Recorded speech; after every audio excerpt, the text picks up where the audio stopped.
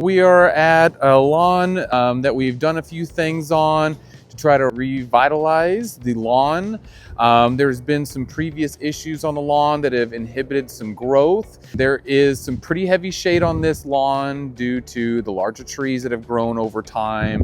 It is also Bermuda grass, which is also not very shade tolerant. So anytime you do get heavy shade, you will see less and less growth over time. Now, this homeowner has trimmed the trees really well at this point to allow as much sunlight in as possible. So we're going to try to do everything possible to facilitate as much growth as possible. The homeowner isn't wanting to put any new sod down at this time. So we're going to try to see how much of the lawn that we can get to grow back. So that limits the amount of new grass you'd have to bring in at some point. So what we've started at this point is with the clay soils that we have in Texas, compaction is a big issue. So what we want to do is an aeration, because that is going to loosen up that soil so that we can get a deeper root system. We can retain more moisture. We're going to be able to retain those nutrients in that soil as well, so we have things that we can pull from throughout the growing season. We're also going to be doing soil builder treatments. And this is also going to be another thing that can improve that soil quality. We're going to be able to have those reserves, nutrients and water that are going to be in that soil for a longer period of time so that we can get better overall growth. It's going to facilitate a deeper root system. So in conjunction with the aeration and doing the soil builders together, this is going to give us the best possible growth overall. Now we're doing that in the front and the backyard. Now, even though we do have good growth throughout areas that have full sun, we do want to do that on the entire lawn, because that aeration is just going to help out with overall soil quality and just making sure that we're getting as much oxygen and water to that root system as possible. In the backyard here, she has had some previous construction in some areas with the irrigation. So there are some spots that also are thin or bare, just like the front yard.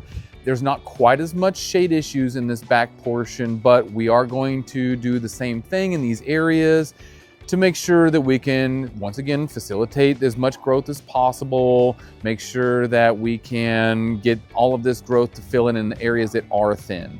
Now, that is the one good thing about Bermuda grass. It is the best at doing any type of recovery. So if you've had issues with drought stress or bugs or anything that's caused any damage previously, as long as that root system is there, it does have the ability to recover if it gets all of that sunlight. So the backyard doesn't have quite as many issues, but there are some areas that we are trying to get to recover from that previous construction on the lawn. There are some areas also that she is removing some flower beds, and she's going to want us to try to facilitate that growth into those areas again. Now, with there not being a root system in those areas, it might be something that needs sod at some point. Because if there's not a root system there, we're trying to get that to grow into those areas.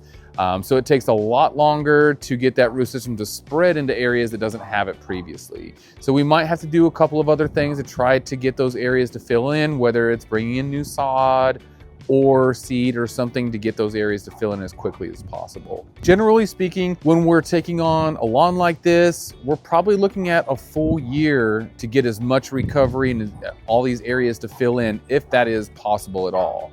Sometimes, depending on the yard, it may take shorter time period. It might take a little bit longer depending on what our variables are. But I would imagine everything that we're going to be throwing at this, as far as fertilizers, soil builders, aerations, probably closer to August, the end of the summer, is where we're going to see the full benefits of everything that we've done.